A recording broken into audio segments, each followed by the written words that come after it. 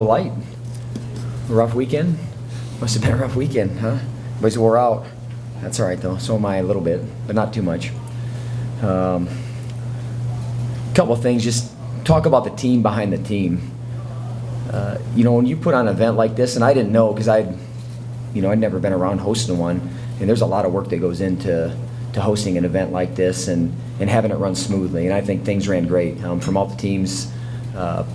Heard back great feedback. Want to make sure thank Justin. He's back there. Did a lot of work. Him and Brooke really got this thing going and made things run really smooth. And it helps me as a coach, and it helps everyone that's part of the event to have things run that smoothly and that well.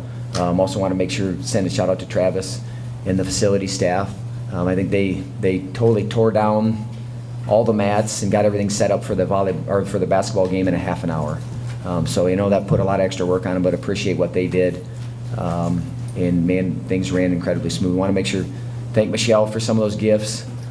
My wife gets a kick out of them a lot, but she does an incredible job for our social media, keeps us connected with our fans, and it does make a difference.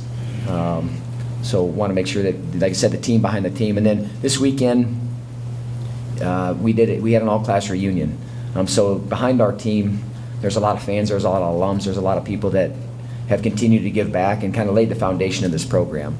And we want to make sure that we never forget that, and we never forget our history, and we always pay homage to it and understand that we look forward to carrying that legacy on and want to put it in a better place. So it was a great weekend. It was a busy weekend, for me, but man, our program's in a better spot after this weekend. I can tell you that for a lot of reasons.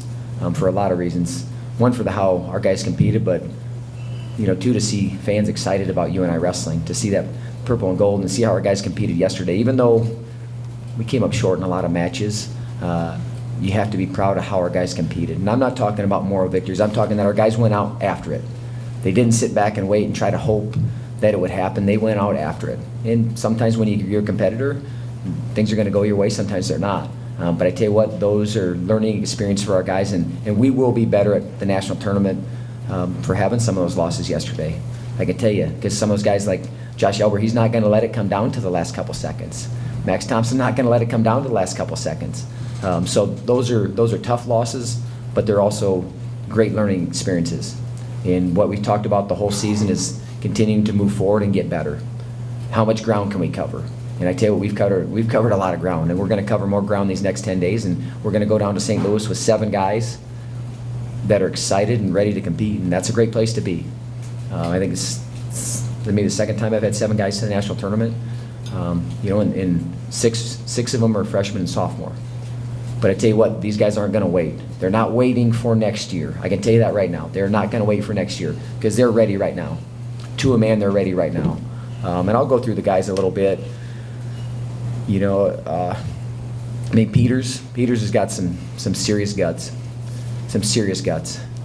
And I tell you what, I like the pace that he wrestled the last about 3 minutes of that match in the finals. And that's what I want to see. Just kind of let it go, man. Because I tell you what, if you have to gunsling with Dylan Peters, you're gonna be in trouble.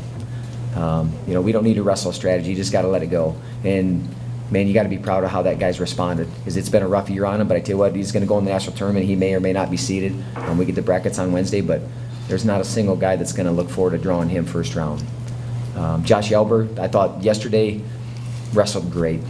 The match for third place, that Keener's tough to score on. He's had a couple tough matches with him, and he was able to blow that open. So seeing him being aggressive like that's great. Learned a valuable lesson in the semifinals. I'm not going to wait till the end. I'm going to go out and take it, and I'm going to take a few more risks early and score some points. Hodges scraps and battles every time. Got to get him healthy for next year. Max Thompson, like I said, I'll be careful what I say. I've seen that called points a lot. I've watched a lot of wrestling this year, and I've seen that called points, and that's where you can be. It's tough. It's tough as a coach because one referee will call that points, the next referee doesn't. So you don't know. There's no consistency, and that's what's hard for us as a coach because and Max is looking at me. He's like, "That's points, coach. That's points." I'm like, "I think so too." And obviously, I argued for it. You saw me out there, but he didn't feel like he had control. So then for him, he went out and got the first takedown. He backed off a little bit. And that's, so that's a lesson. Don't let it get to that point where you have to go score at the end. You keep building your lead. Peyton Moore, I really believe, man, he was ready to get a takedown to make that match 7-6, and then he got kicked in the chin. That's what happened. And let him come back, and then they do a protocol again after, and he wasn't able to pass. It's rough for him, but you have to protect your athlete. That's the way it is, and that's the call that was made. You'd love to see him get that opportunity because he was wrestling very well. I think he would have been in for that. I think he would have been in third place and ready to go for that true second match. That's how well he was wrestling. Certainly willing to build for the future. Bryce Dyer, I love how this guy's competing. I don't know if you saw the end of that match. I think that guy didn't know which way was up. I mean, he was almost spinning around. He almost came over to our bench because he was so tired. But again, you just got to be able to start a little bit faster. Lujan looked great. Won the tournament. Excited how he's competing. And again, that's another guy. We got a lot of guys that I don't know how high they're going to be seated, but no one's going to look forward to having to draw those guys. I mean, no one's going to look forward to drawing Taylor Lujan because, man, I'm not sure where this guy. What's he going to do? Where's he going to go? How do I scout this guy? I know I can try to stop this, but then he does this and this and this too. So that's good for us. Foster just turned the wrong way. I don't know if anybody saw the scramble. He just happened to turn the wrong way, and that's the difference in winning the tournament, not winning the tournament. But a valuable lesson again. Hochlag, gritty, tough.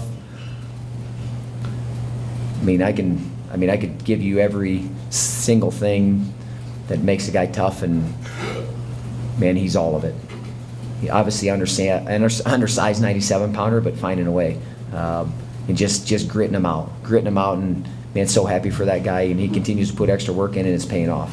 Love how he competes. And then JJ, man, it's the right thing. He's a senior. We wanted to give him that opportunity. He'd earned that opportunity. It came to a point that second match where, you're not going to put him out there anymore. That's a tough thing, and it hurts him, but in a way, you got to go out on your own terms. He didn't have to sit and watch. He got to go out and battle for his team. But man, I know that guy, if he would have stayed healthy, he would have won that tournament. I have no doubt in my mind with how he was competing. So, too bad for him, but he's still, man, you saw him on the sideline, he's cheering on his team, and, that's what you love to see. So, excited, obviously, taking 7 to St. Louis. We'll get the brackets on Wednesday, find out our seeds and all those things, and then we'll get our guys ready to go. So, I know we're in a really good place, and hopefully we got a lot of fans going down because you're going to see a lot of purple out on that mat, and they're going to be fun to watch. So I guess any questions? What